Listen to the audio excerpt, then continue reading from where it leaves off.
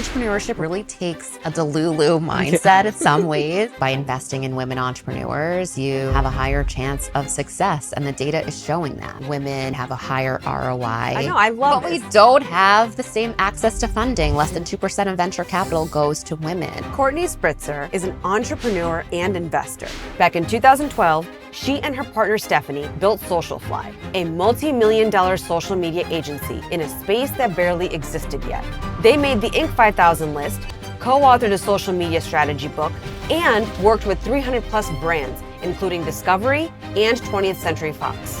Women kept asking for advice, so they started a podcast, interviewed some of the biggest female founders in the game, and built the Entrepenista League, a powerful 3,500 member community where women support, invest in, and buy from each other. We're looking to give women all of the resources that they would need to grow and scale a business. They eventually went on to sell 100% of Socialfly. But for Courtney to become the leader she is today, it took more than most people know. When I was 10, my dad died of cancer. As a child, when that happens, or safety net is completely destroyed, I just went straight into like the things that I can control. My business partner was pregnant and ended up on bed rest, living in the hospital for many months. Top employees quit. We had 2 people on maternity leave. Everything felt like it was falling apart. This forced me to level up as a leader. Let's get into it. Courtney, Hello. welcome to the show. Thanks for having me. Of course. I'm very excited to talk to you. I mean, first of all, what have you not done? You're an entrepreneur, you're an angel investor, you're an author, speaker, community leader. What is something, in your opinion, that people consistently misunderstand about what it takes to build and sustain a business? There's a lot that people misunderstand when it comes to building a business, but that's also the beauty in it. A lot of people won't start a business or wouldn't start a business if they knew how hard it is. So I always think that naive approach to jumping in and starting a business is kind of beautiful, because then you're not as scared to do it. Mm-hmm. But the reality is you just have to just dive in, and you don't know unless you start doing. And then of course you're going to figure things out as you go. And that's really the true test of whether you're going to stand the test of time of being an entrepreneur, because it's going to challenge you. It's going to test you. You have to be super resilient, because it's not easy. And the people that succeed in it love the challenges, love to be problem solvers, are super resilient, and have a high threshold for ambiguity. You make a good point, though. It's almost good if you don't know everything up front, because then the majority of us would never take that path. So being a little bit, what do they call it? Delulu? Exactly. Delulu, naive, just not be that. knowing. Yeah. Like, you're Just like, jump in. I just want to bet on myself Mm-hmm. and do my own thing. And for a lot of personalities, that really is best for them. I always say at this point in my entrepreneurial journey, I am unemployable. I probably can't work for someone else. A lot of founders say that they hate uncertainty, but entrepreneurship is nothing but uncertainty. What would you say to someone who takes that discomfort and says, oh, that's not for me, or maybe I'm on the wrong path? I would say listen to that. Entrepreneurship really is not for everyone. I always say that. It really takes a Delulu mindset in some ways, just being so confident in yourself and having a high appetite for risk. It could mean, bringing on, other partners that can help you really move the business forward. So I always say you got to be comfortable with risk, but in order to keep the business going, you have to take very calculated risks and be risk averse at once you get to certain levels. You co-founded Socialfly in 2007, created multiple ventures from products, podcasts, and now Entrepenista League as well. But you've done all of this as a female founder, where the expectations can be very different. What do you think female founders are navigating that doesn't get talked about enough? There's so much that we're navigating, because women, for a lot of us, we feel the pressure of the biological clock. Yep. And if we want to have kids, that for a lot of people can really take them out of the workforce or prohibit them from starting a business or managing both, depending upon their circumstance. So for women, we have to figure out how to balance all of the roles that for many of us we want to play. A lot of us want to get married, we want to have kids, we want to have careers, start a business. There are lots of different things that we want to do, whereas men typically get to really be more focused on their career. So that's really one challenge. And then if you do decide that you want to be a business owner or have a career, many times you're in rooms with a lot of men and it can be uncomfortable and you're the only woman in the room. And that has been the case for me many, many times. Wow. And it requires a lot of confidence, which from what I hear in the stats, a lot of women don't have. So with Entrepenista, what we're looking to do is give women all of the resources that they would need to grow and scale a business, plus instill the confidence and the community and the cheerleaders and support around them to prop everyone else up to keep going when things get really tough. So we've kind of created this community, this bubble of women that are all cheering each other on, helping each other, buying from each other. And it's a very, very supportive and fun place to be. And then we prepare them for the rooms where they're the only woman in the room. Wow, that's beautiful. So let me ask you this. You have shared previously that you grew up in an environment that had a little bit of instability. What did that teach you early on about control and safety? That is a really great question, and actually not something that I'm typically asked on podcasts. So I'm glad that you asked. When I was young, my dad died of cancer. So I was 10, my sister was 9, and my mom was 35. So I'm a little older than her at that point. But I can't even imagine being this age now. It gives me a whole new perspective on her as a mom to be such a young widow. But as a child, when that happens, you're just confused. Your safety net is completely destroyed after he passed, because it wasn't a sudden death. He was dying of cancer for a long time, and the focus of the family was really supporting him. And it was just a very confusing, sad time for me, and for a long time. And then we didn't go to therapy, which I don't recommend. And we all kind of like dealt with that trauma in such different ways.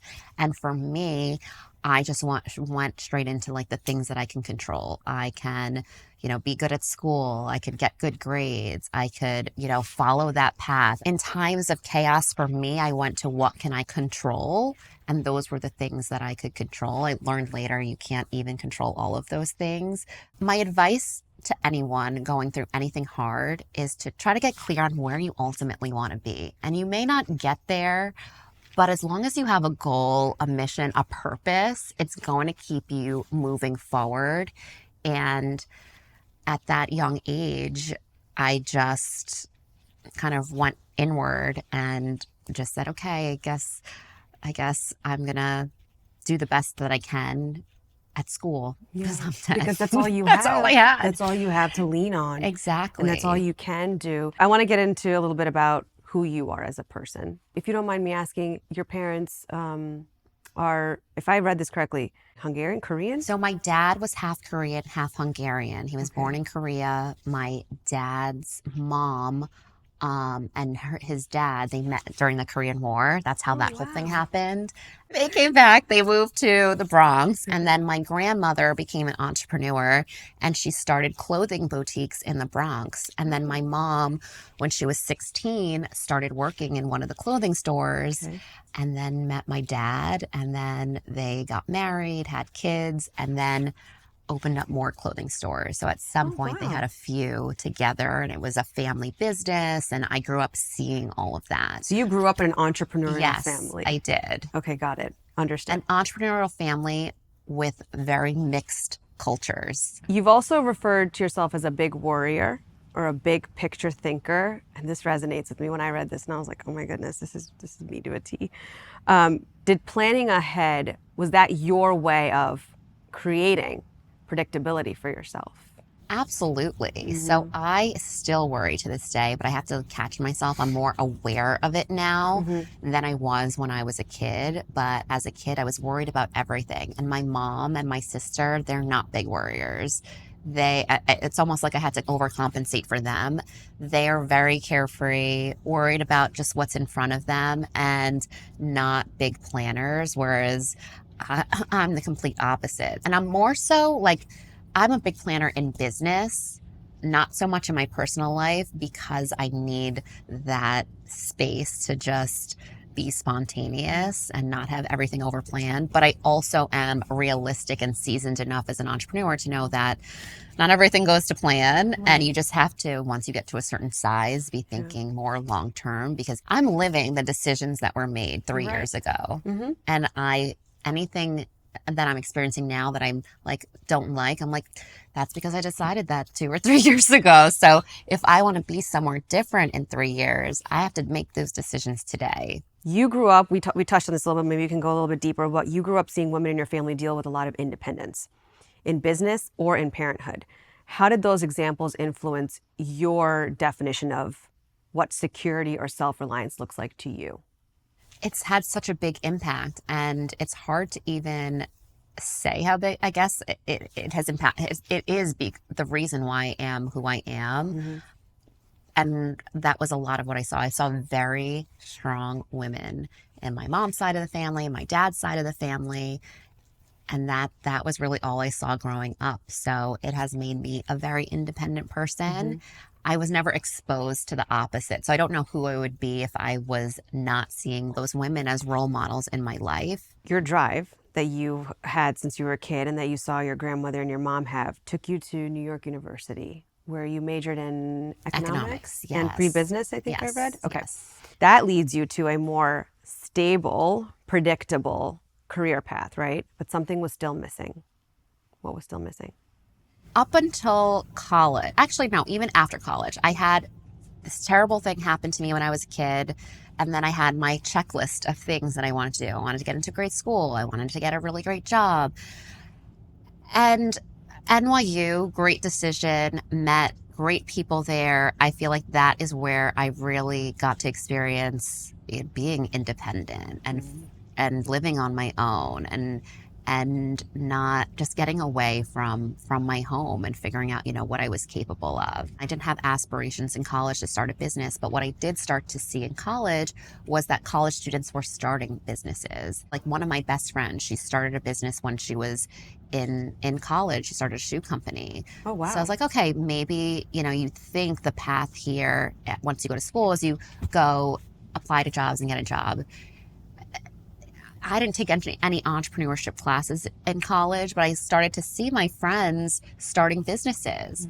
And then I took on a lot of college debt to go to NYU. So I was like, okay, I have to get a really well-paying job. That was my goal. But then I graduated during a really tough time in 2009. And there were the crashes happening, and there were not a lot of jobs. So I ended up getting a job at an insurance company in Massachusetts. So here I am, things aren't going exactly to plan. My goal was to get a finance investment banking job in New York City, but now I'm working at an insurance company in rural Massachusetts. But you know what? It's going to stick to the plan. We're going to make the best of this situation, which I did. Yeah. Learned a lot, met great people, got to realize that you can put me in any situation and I'll figure it out. So then I started applying for jobs and ended up getting a job at American Express. So then now I'm in New York. Okay. Now I get a job there and I still feel like something's missing. I'm like, what is it? And really what it was is I now 3 years out of college realized I'm really hardworking. I have, a great work ethic and I need to apply it to something I'm actually passionate about. It wasn't working in the credit card industry. Yeah. So then I started taking advantage of a lot of the things that Amex does for their employees, which great company to work for. Like I don't really have any complaints outside of it. What just wasn't something that I was passionate about. But they did do a lot for their employees, like bring in motivational speakers. They brought in female founders to come speak to their employees, people from Facebook and Twitter and Foursquare at the time. And that, seeing all of those speakers, I was like, okay, I want to be up there one day. And I like what they're doing with social media. Like maybe there's a way to get into social media. Because What year was this? This was 2011.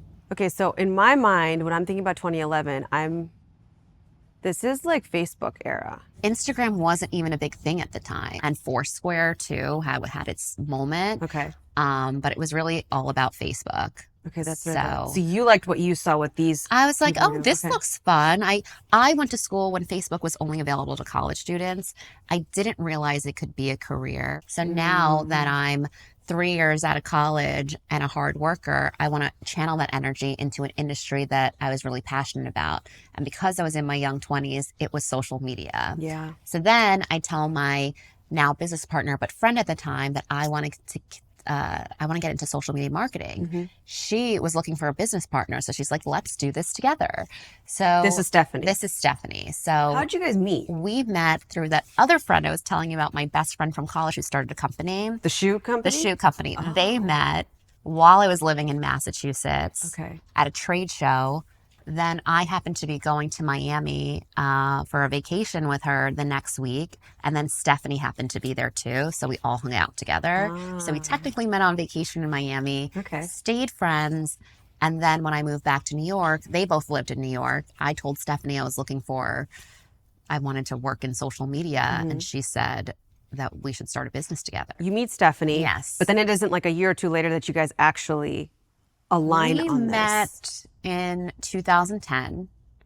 Then I moved back to New York in 2011. And I realized probably within a few months that I am not sure I'm in the right career path. I was working in corporate finance and I want to do marketing now.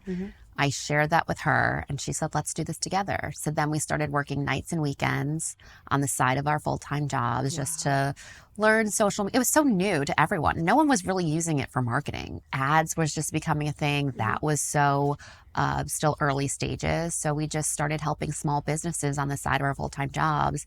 And then my day job became more demanding. So I said, oh, I can't be doing both anymore. Like we either have to take a chance and go all in and do it or not do it at all because I can't do both anymore. Let me ask you this. Based on like what you had lived up to this point, there's a lot of uncertainty here. Leaving your cushiony corporate job that's a steady paycheck to now jump into an industry that not many people know about and no one's using it for marketing yet. You are making things up as you go, right? You're creating this path as you go. What made it okay for you to take that jump? I said, okay, what if this doesn't work? What am I going to do? So what I did was give myself a timeline. I have 3 months to make this work. I have 3 months of savings to make this work. I'm going to do a really great job at quitting because I might need them to take me back. And I'm going to work harder than I've ever worked in the last 2 weeks of this job so that everyone stays in touch with me, says good things about me, wants to work with me again. Take notes. In Everyone case needs to take notes. Yeah. I need to beg for my job back if this didn't work out. And thankfully, one thing led to another and it did work out. Wow. And my boss at the time actually ended up coming to me years later with a business venture and definitely stayed in touch with a lot of the people there. But I always say this to people too. I'm shocked, you know, when people quit and they're just checked out, the world is small. People are going to ask, hey, how do you know this person? And I never recommend burning a bridge. Yeah. You never know where life is going to take you. And if you're quitting something and you aren't moving on to the next thing, just do right by the people that hired you in the first place. What made you, when you met Stephanie and you guys decided to do this, what made you decide, because obviously you guys didn't have years and years of history where you knew what her strengths were or her weaknesses and vice versa. What made you decide or give you the confidence of, I can build something with this person? In the beginning, I was very naive. I think it was more so I really wanted to work in social media. I really wanted to wake up every day and look forward to going to work. Stephanie and I were friends. This seemed really exciting to start a business with a friend. We definitely were very opposite and still are, and that has worked out really, really well for us. But I don't think, or at least I didn't, maybe she did, I didn't go into that knowing like we're so different and we're going to focus on different areas of the business. It was something we kind of fell into based on what we both like. Probably learned, I'm assuming you learned as you took that path. Exactly. As you started walking that path together. We learned very quickly, definitely learned very quickly. I'm definitely more of the numbers, the finance person, the process structure person, and she's more of sales and marketing and front facing, and it works really well. You were very young when you started Socialfly, like what, 22? 23. 23. Networking. That's a sticking point for a lot of people. You do know that, right? Like it doesn't come natural. I'm one of those people. I hate it. How were you so comfortable doing that? I am more comfortable now. I definitely was not comfortable when I was 23. Okay. I wasn't even comfortable with public speaking. If I had to do this at 23, sitting down here with you, I don't even know what I would have said. I have a hard time believing that, but okay. Stuttering. Okay. I just would have had a really, really tough time with it. And I would have been so nervous to even get a word out. So all that to say that you can get more comfortable and better at it with reps and time. Okay, just keep going. And exactly, just got to keep going. So when we went to a networking event or joined an entrepreneur group, usually what happens in those rooms is you have to get up and share with people what you do. And that was always so terrifying for me. But after years of doing it, I became comfortable. I got better at it. And now I'm not shy about standing up in front of someone and speaking. Yeah. So now I'm more comfortable because I've been doing it for so long, but it definitely did not come natural to me. Were you able to at least go with Stephanie and have each other? Or yes, did you and she's was always great at it. So she was like a child performer, child actress. So like she Complete loves me. opposite. Exactly. She loves being on stage, and my mom enrolled me in modeling. So, that's the quiet one that just smiles and takes a good picture. I know how to do that. I taught her how to pose, and she taught me how to present. When did you get your first client, and who was your first client? Our first clients at the time were matchmakers, actually. One had a Bravo TV show. Another one was starting a matchmaking app. And then the third was a tanning salon. So these were... Wait, do we know the names of the matchmaking person? One of them you may know. It was a show. It's not on now. It's called Love Broker. That was on Patty Stanger. It wasn't Patty. It was Lori Zaslow and Jen Zucker. And they had one season.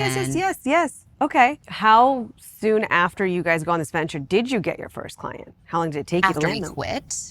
After we quit our jobs, because we were getting clients on the side.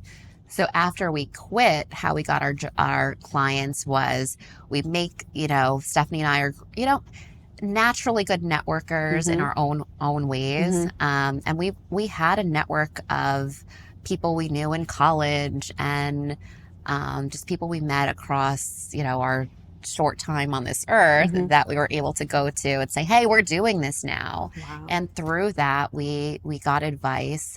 One actually was, this is a good story. When I was 16, my mom had an art gallery and she took me to one of her meetings when I was 16.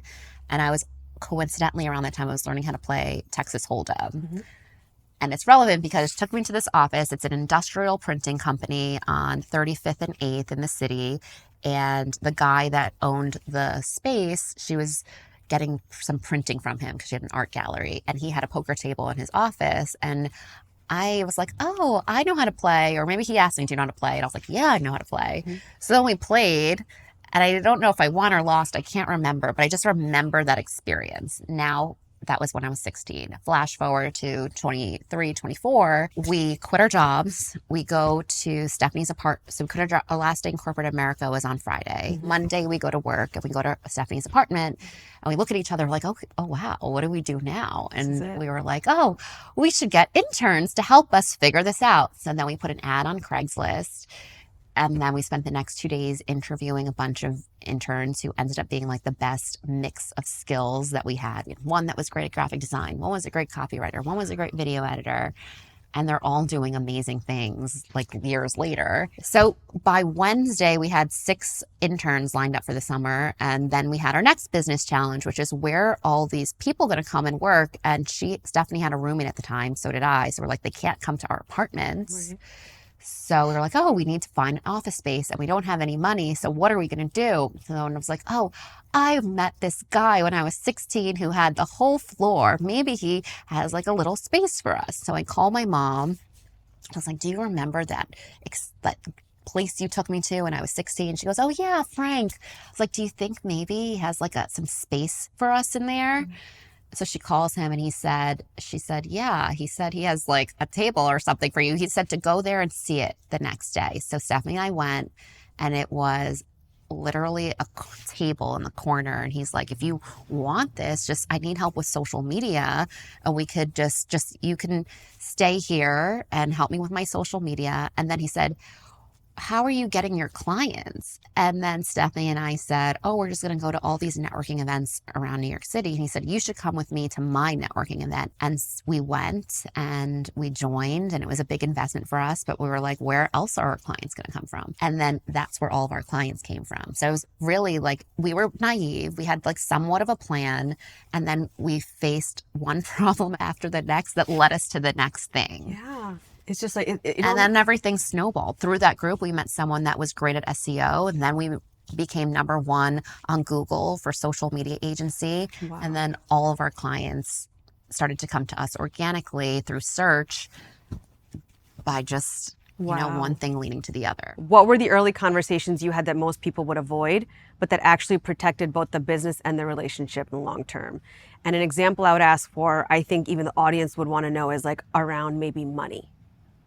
Business-wise. Advice that we got really early that we listened to was create an operating agreement. I have seen partnerships fall apart because they don't have an operating agreement, which is essentially, if you compare it to a marriage, it's your prenuptial agreement. Mm-hmm. It's what happens in all of these different situations. And one of our first lawyers at the time, who was still a good friend, he's like, I love both of you. He's like, my advice to you would be for each of you to get your own lawyers, because that's the right way to do this.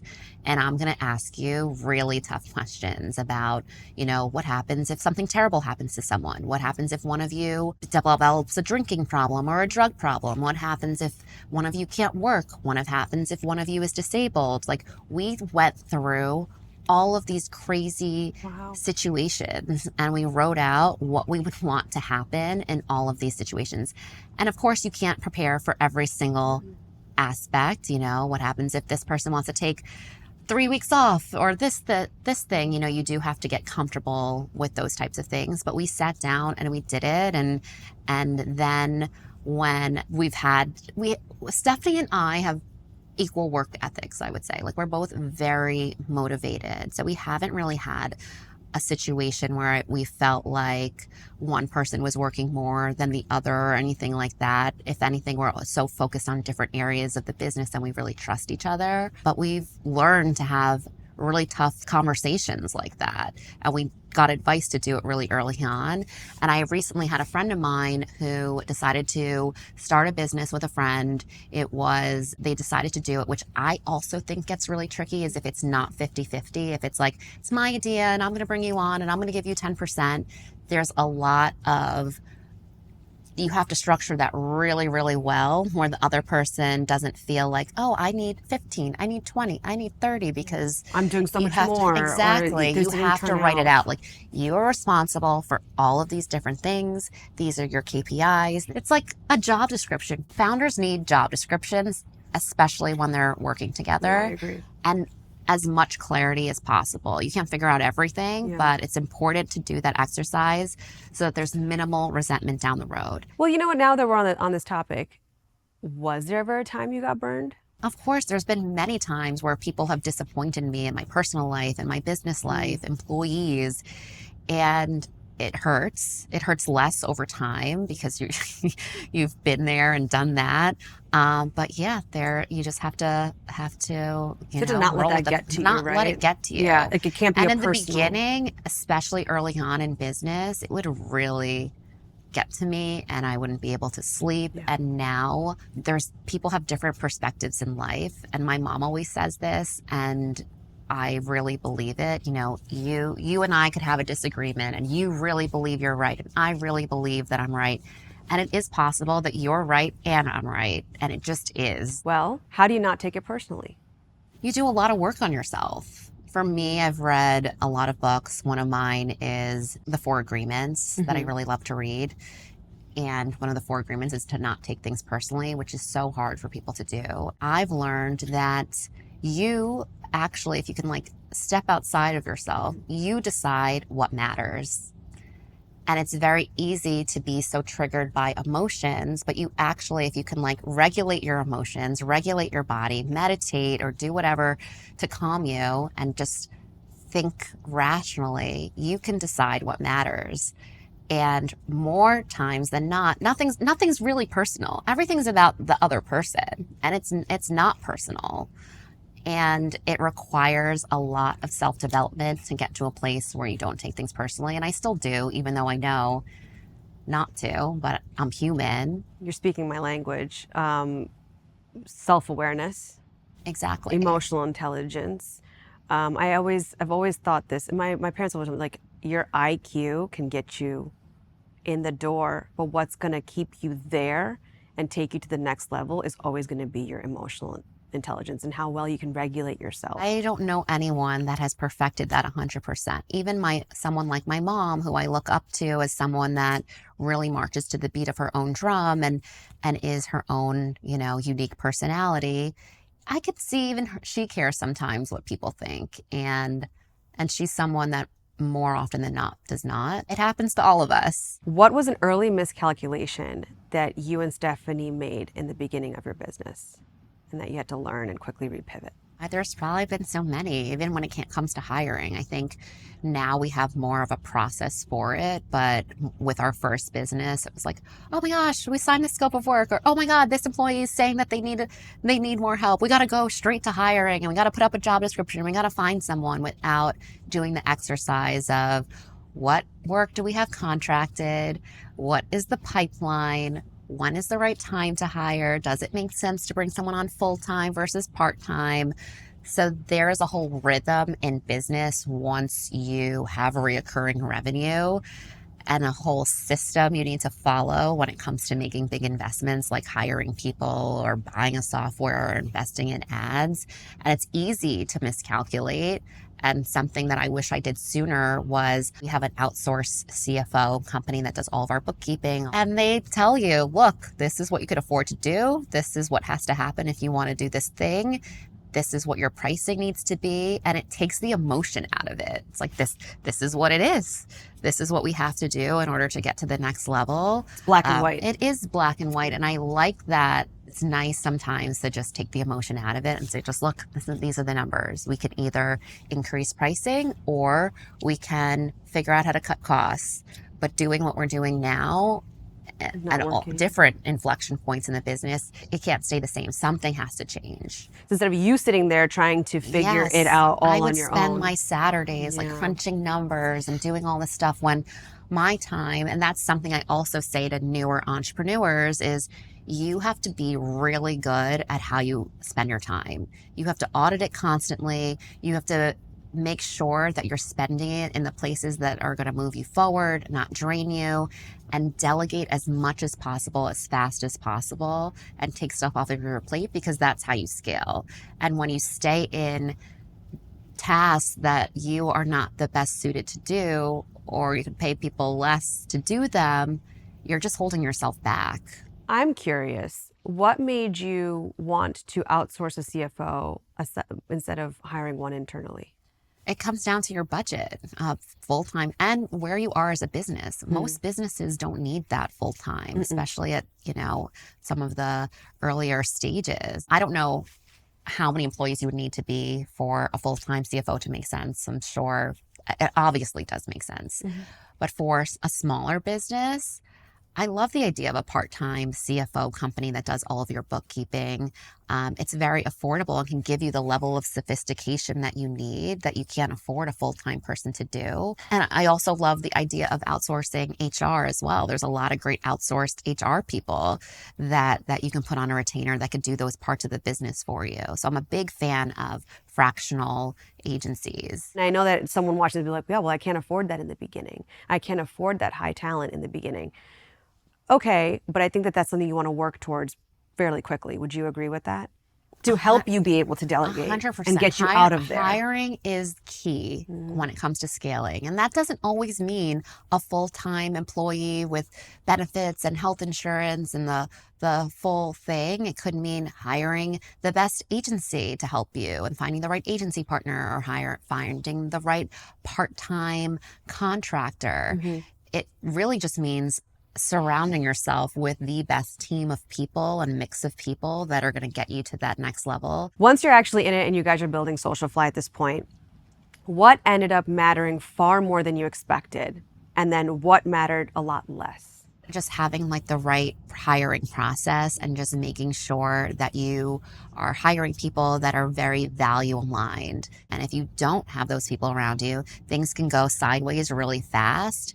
And that is really key, is figuring out how to get good at hiring, asking the right questions, putting together your values and being very clear on what values are important to you, and then just doing what you can to attract those good people into your life. And then, of course, once they're in, making sure that everyone has clear roles and responsibilities, clear KPIs, everyone knows what they're hired to do and what success looks like. But yeah, that's really it, is bringing in the right people. What mattered a lot less than you thought? I held on to bookkeeping for way too long, and HR and all these things that I didn't need to do. Exactly. Yeah. For a lot of founders, they're great at the product or the sales and marketing. The financial piece and some of these pieces are very easy to outsource to someone else. Okay, I want to get to working with a partner now. So you and Stephanie. How did you guys decide to divide the roles and responsibilities between you two so that there was no friction or resentment? So in the early days, it was, us gravitating towards parts of the business naturally. And then what we did probably maybe a year or two into the business, as we got some traction, and actually I think we joined another entrepreneur group and we got a coach around the same time. And Stephanie and I joke that she was our couples counselor, but she's really a business coach. But that's what they are really when you have two partners. And she helped us. Basically, what she said was, both of you write down every single thing that you do, write down, circle what you want to keep doing, circle what you don't want to do.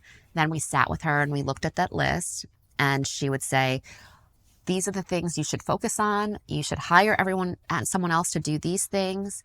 And then she helped us figure out who was responsible for what based on that list. It was really that cut and dry? Yes, basically. Again, outsourcing. And just aligning and staying in your lane. I think I only know my experience, and what has worked is that we gravitate and look at and like different parts of the business. When you have founders that do the same thing, I'm not exactly sure how that works, because we have spoken to a lot of founders on our podcast, and more often than not, it's everyone kind of stays in their own lane, and that's how you get to work, and you're just aligned on the greater mission, and you've just figured out how to compromise. Would you be where you are today, professionally speaking, if you didn't have a partner, if you didn't have Stephanie, or Stephanie didn't have you? Definitely not. Because I would be living a very different life if Stephanie wasn't in my life. I don't know what life that would be. I've never really thought about it, but no. And I only ask because people are so scared to get into business, myself included, by the way. People are so scared to get in partnerships because all you hear is the negatives. But it's like marriage too.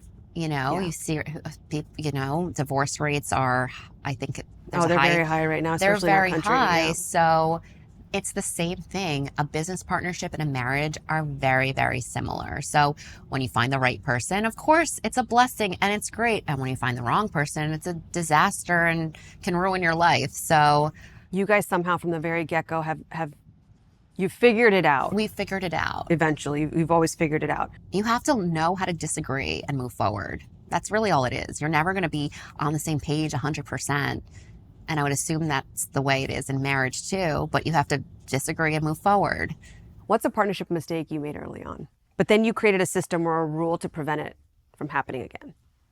Probably holding things in and not sharing, how I felt about a certain thing. I don't know, actually. I would say it was what I said before. The partnership mistake was not sitting down and writing, you're responsible for this and I'm responsible for this. And that led to a lack of clarity and like us stepping on each other's toes at times versus us just sitting down and saying like, you take this, I take this, and we'll come together on these things. So that's... Remind me again, that was the business coach who helped you get aligned with that. Yes. Okay, that's really good to know. So let me ask you this: when you were growing Social Fly, I'm assuming you did not have anybody holding your hand when you were going into boardrooms or meetings where you were the only female. Stephanie and I had each other, so that is the beauty. There's a lot of founders who start on their own, run their business on their own. And what we do at Entrepenista is we give them that sense of community and support because entrepreneurship can be really lonely. But I've been really fortunate to have a really great business partner. So we were always there for each other. And then also something that I learned with my first business is when we started, we did a lot of networking. We joined groups. We invested in groups. We invested to be in rooms with other entrepreneurs. And what I realized that surprised me really early on is that entrepreneurs, a lot of them want to help other entrepreneurs. And I remember we met one of our competitors. We were 3 years behind her. And someone that we knew felt that it would be a good introduction. Here's this really successful woman in the space who's doing exactly what we're doing. And I remember saying to Stephanie, why would she want to talk to us?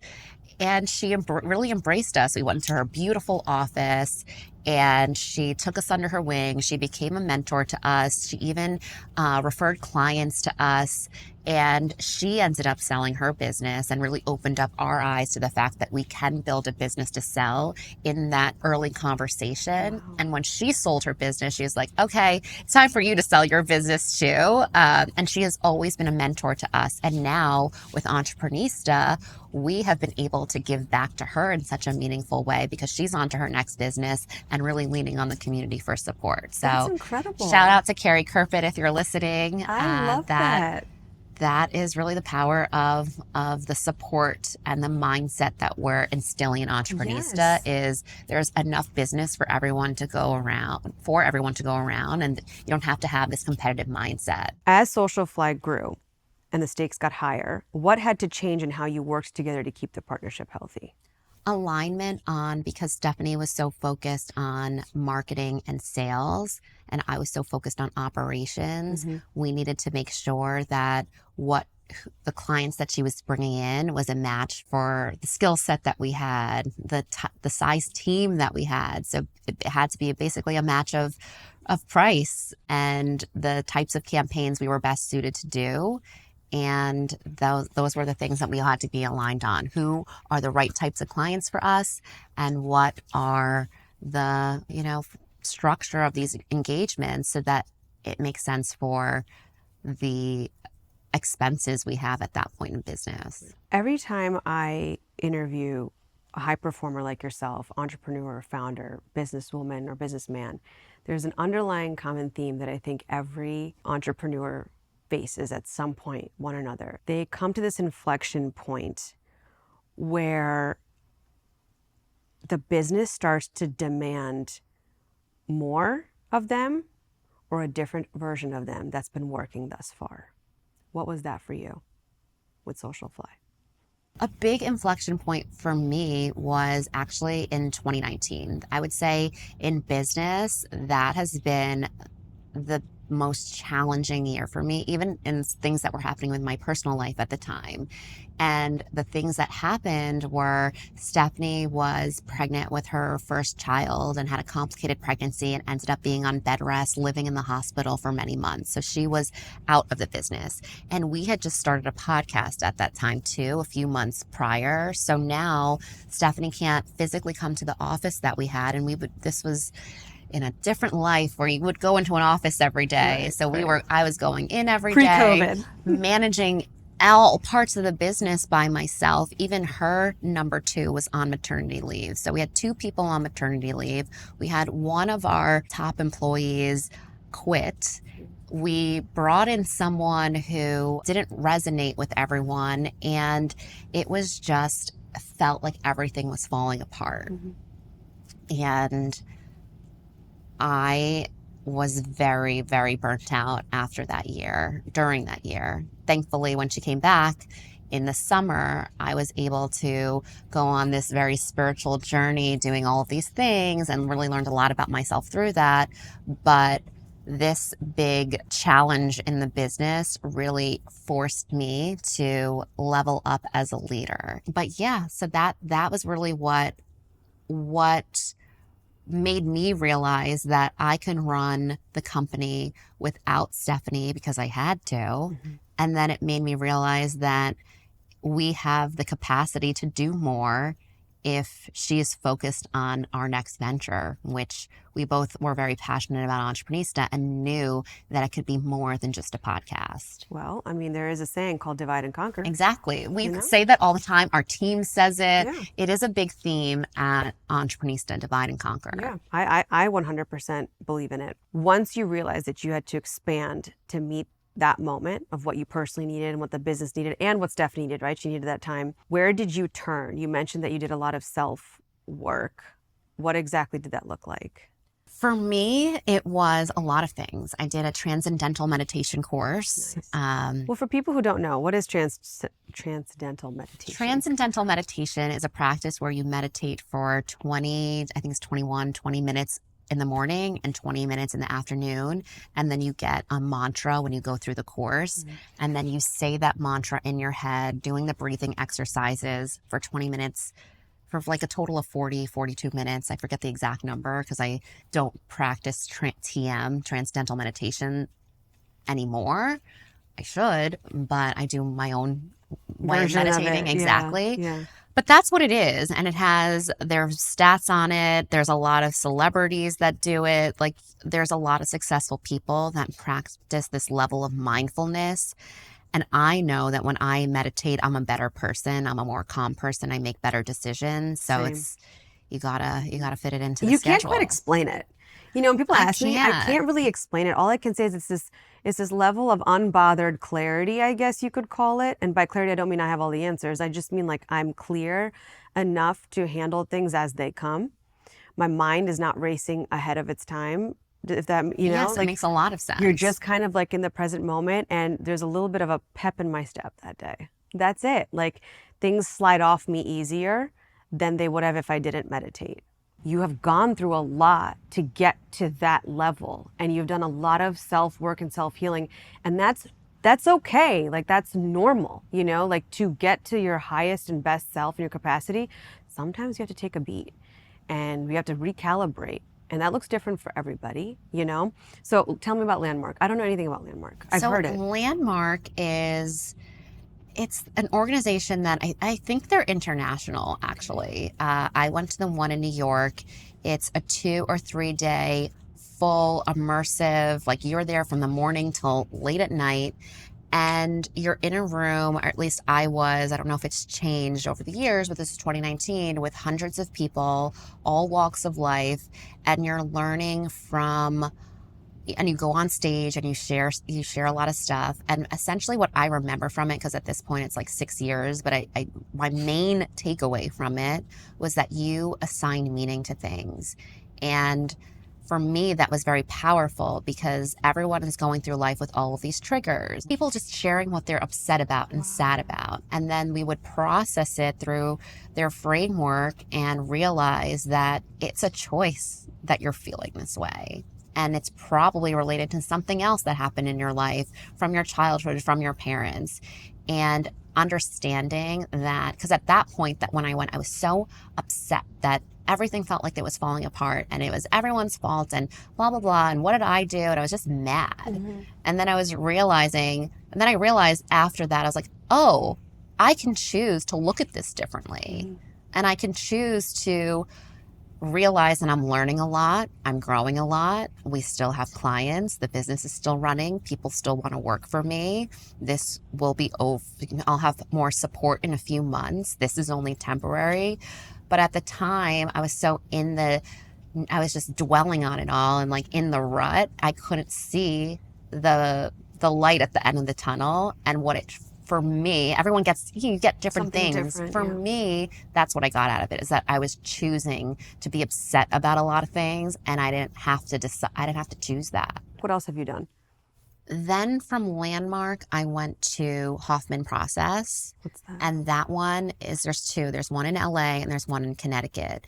And that one I love. That was my favorite one. Okay, good to know. That one is 7 days. You hand in all of your devices, and it's about 40 people. And you do some homework before. And that one is all about your parents, basically, and figuring out what traits that all the traits that you have. Who did you get them from? It could be your direct parents, your step parents, other people that raised you. And you go in, and every day is a different exercise, and you get matched in like smaller groups. And it was just so powerful this was also I did all of this in 2019, but in 2019, I was in business for 7 years, social media on my phone, 24/7. So to have that type of digital detox was something that I should do, actually, looking back, more often. But it was so powerful if it was just that, I would have gotten a lot out of it. It was so much more than that, but that was what I needed after a tough year like the one that I had. And then you do all these exercises essentially it's about forgiveness. All of it is forgiveness, getting in touch with your inner child, your intellect, your spirit, and appreciating all parts of you is what it was. And being able to recognize what parts of you need to be heard or seen or nurtured in specific moments of your life, and when to let certain parts of you lead, when to let certain parts of you stand back. And it was just a really great experience. So from there, I took 2 weeks off when Stephanie came back, and the first week I went to Hoffman, and then the second week I went to something called We Care Spa. Okay. So that one is a like nutrition detox. So you're basically not eating anything. You're just drinking these liquids and these. Is this in LA? This one's in Palm Springs. In Palm Springs, okay. So I went from LA to Palm Springs, and I cleared out my mind, I cleared out my body, and then I was ready for the pandemic. Let's go. But you know what, though? Somehow in hindsight, you gave yourself the tools and like almost armed yourself without even knowing like what was about to happen. I did. I went through like a very, very hard time, and then decided that I was going to invest in myself. That is what's important. I think when you're forced to step away, or when you feel like you had to go and you're like, I have to work on myself and go to the Hoffman or Landmark and then the We Care Spa. You're like, oh, wow, that wasn't so bad. I can walk away for a week or two if I want to. And I should be able to do that for myself. If you're a solo business owner with no employees and you're a consultant and you're charging for your time, the business probably isn't going to run without you. But with the businesses that I'm building, they can run without you. I have big teams. I have people that can do more. And I think as entrepreneurs, we think we have to, a lot of us, not everyone, think we have to be in every meeting, do everything, be so attached, be CC'd on every email. And this taught me that I don't. Even now with our first business, we sold 100% of it. It still exists, and I'm not involved. You're not there. And that is a really great accomplishment, that we can create something that doesn't need us. And there is a lot in that, a big mindset thing, because as humans, you want to be needed. You want to feel like basically it's your baby. I don't have kids, but my businesses are my babies. And then when you come to the point where you realize your baby doesn't need you anymore, I don't know what that feels like as a parent. But You as a still have an business owner, that attachment. feels really great. Yeah, you still have an attachment, right? Exactly. And But so you stay Yes. holding on to things for probably longer than you need to. Yes, and I will say this, when it comes to business, I can't speak to the kids either, but when it comes to business, I think it speaks to the success of the business and the job that you have done if you can create something that can hold value and be a substantial business on its own. I've always been of the opinion that if something is hinging on you, it's not successful yet. It's not there yet. It might be fueling your ego or your desire to be needed or wanted or something that you're attached to, but you're doing that. I think a successful business is something that you can sell off, you can hand off if you have to, or if you need to, or if you want to, but it has to be working. That means you created the correct team, you built the right team, the right systems and processes in place, and the right execution. And it's generating revenue. Nothing fell apart. Nothing fell apart. And if anything, I was so happy that everything can run without me. And I think, what do you as a leader need to know? And how does that information need to get to you? Yeah. And can it be delivered to you in an email or a voice note or an automated dashboard? Or do you need a live meeting where someone walks you through the report? That's on my mind right now because I'm trying to figure out if there's a more efficient way for me to be updated so that I could focus my time on doing things that are more expansive for the business. And sometimes you could get into the place where you've scaled things and you feel like you're more of a babysitter. That's not the best use of your time. There's a common narrative that high-performing women have to choose between, or they have to sacrifice family and relationships to choose their careers. What's your opinion on this? I don't think it's true, but I do think that it feels that way. Okay. And the reason I don't say it's true is because I have a lot of evidence of women that have families and are growing businesses and have done it, maybe they don't have it all at the same time, but they are balancing motherhood, being a wife, and having a business. I see it, it's possible. Where I think it feels that way is for someone like me who is not a mom, isn't married, and it feels that way because for me, I'm just very focused. I'm always working. That is my number one priority. So I don't know. But would you say, you don't feel like you've sacrificed though? You're like, I did exactly what I wanted to do. Sometimes I feel like I'm sacrificing things if I can't go to something in the middle of the day. Okay. Or I'm too tired to go out at night because I was on 10 Zooms that day. Right. But yeah, I think that when you want to make something work, You will. But you will. Where there's a will, there's a way. And also timing plays a role in it too. Like I could leave your apartment right now and run into someone in the elevator. And I hope that happens for me. But do you know what I mean? Yes. That when you're meant to meet someone, you will. Yeah. Do you think that female entrepreneurs, it's more difficult for them to grow a business? It depends. In a lot of ways with what we're seeing now, it's a superpower. You know, we're reading reports, I'm seeing it that, you know, women, when you invest in them, they have a higher ROI a lot of times than men. So in some ways, by investing in women entrepreneurs, you have a higher chance of success, and the data is showing that. However, I think for women, because business tends to be male-dominated, it can be harder to be taken seriously. The stats still remain that they're not getting the same size loans as their male counterparts. We're not given a lot of financial education too. So that part of business tends to be a challenge for a lot of women, not all. But yeah, it's a superpower. It's a blessing. It's like anything. You will stand out as a woman entrepreneur. You can leverage your femininity in ways that can really be supportive to a business. And the stats are showing that we are better to invest in than men. What a great outlook. I know, I love But this. we don't have the same access to funding. Less than 2% of venture capital goes to women. So there's a lot of reasons for that. And women still struggle with confidence. You know, men will apply to a job even if they don't have all the skills, and women won't. You grew up watching your mother navigate a lot of independence, but it was under pressure, right? As an adult, what have you come to understand about what women often carry silently that you maybe didn't know or couldn't appreciate when you were a child?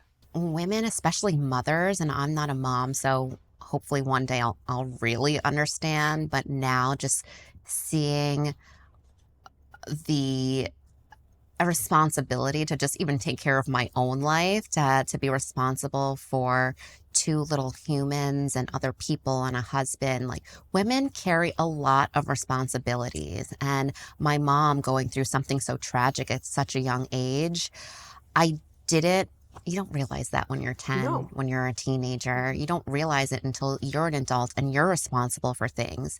So to have something like that happen to someone and keep going just gives me a whole newfound respect for her. What are some non-negotiables that are part of your routine that weren't before that help you stay balanced as a founder? It is meditating in the morning. Nice. So I make sure that my mom actually developed or helped me develop a routine in the morning. She has like curated this meditation box, and it has a gong and crystals and a candle and a journal and all the things to make meditating fun and develop a ritual around it. So I do that in the morning, and then walk my dog. I need a better ritual in the morning beyond meditating. Meditating is really important, but if I was designing the perfect morning ritual, it would include working out. It would probably include starting my day at 10 o'clock, a little bit later in the day than I started. And yeah, just giving myself more space in my life to be strategic and think about the business versus like being in it. When you do feel, if you do feel that old worry or uncertainty creeping up, how do you handle it today? Now I definitely will fall into old patterns, but I try to like snap myself out of it and not be so reactive, maybe write down how I'm feeling, come back the next day and look at it, try to really manage my emotions in the moment and remind myself and ask myself, is this a real thought? Am I worrying about something that's not real? What's the likelihood that this is going to happen? And just kind of talking myself down the ledge. We all do it, trust me. Just talk to yourself. Yeah, exactly. It does work. I'm not actually talking to myself out loud, but like in my head, I'm like, okay, Girl, breathe. listen, I talk to myself in the car, all right? And sometimes it's out loud. I'm just like, Nina, don't do that. Don't send that email. Like, just relax. It's going to blow over. Like, let it go. But it does work. I mean, I have to give that to you. What criteria do you use now before greenlighting a new opportunity? I really look at, ROI. It depends on what it is. If it's in business, it really is, what's the ROI? What's the benefit to us? How much time is this going to take? How much do I have to spend in order to do this thing? And how long is it going to take me to realize the potential of what this opportunity is? And then where does it fit into everything else I have planned? Because a lot of entrepreneurs, they call it shiny object syndrome. Yes. There's so many opportunities that will come from you, especially when you're doing things like this, like a podcast. People see you, people like you, people want to do stuff with you. And there's only so many hours in a day. So you have to be very specific and clear and have a criteria of how you choose what to say yes to and what you choose to say no to. What about personally? So really ask myself, in my personal life, it's, does it make me happy? And in my business life is, are we making an impact and does it make me money? I love that. Impact, money, and does it make me happy? Yes. Courtney, thank you so much. Thank you for having me and for absolutely- asking me really good questions. Thank you. I really loved your whole story. Has such a grounded way. What you've portrayed to me, at least today, is like a very grounded way of how we're not chasing certainty, and we're certainly not avoiding it either, but trying to expand our capacity to be able to move through that uncertainty, and not just move through it, but move through it very well, which I think it's not just helpful for business, it's helpful for our personal lives too. So thank you very much for sharing all of that with us. Anything coming up that you have going on that we should know about? Yeah, we have a lot going on in Entrepenista. We have our big retreat that we do every year. It'll be 4 days. We're bringing about 250 of our members together in Palm Beach. Wow. And it starts with a welcome party. Then we have 2 full days of panels and programming and education and activations and a marketplace. And then there's a final keynote and some wellness activations on Sunday. So it's a very immersive experience where we bring everyone together. IRL, which is my theme for the year, and I'm really looking forward to it because There's something very special. We call it business magic that happens when everyone gets into the room together and learns from each other. And it's my favorite thing that we do. So that's coming up. And then we also have our awards. So every year we announce the top 100 Entreprenistas. Oh, nice. So we just did that a few weeks ago, and then we'll be accepting applications again in September, and then making a big announcement March 8th on International Women's Day next year. Oh my gosh, I'm so excited for you. This is amazing. Thank you. Thank you for having me.